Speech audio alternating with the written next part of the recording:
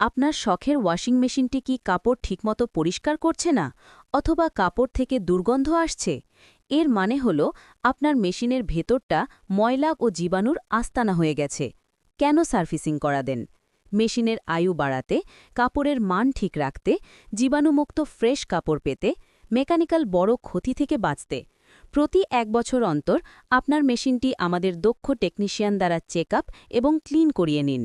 যোগাযোগে Jessore refrigeration and air condition service centre 017800130004।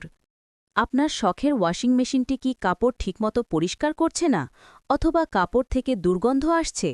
এর মানে হল আপনার মেশিনের ভেতরটা ময়লা ও জীবাণুর আস্তানা হয়ে গেছে। কেন সার্ভিসিং করা দেন?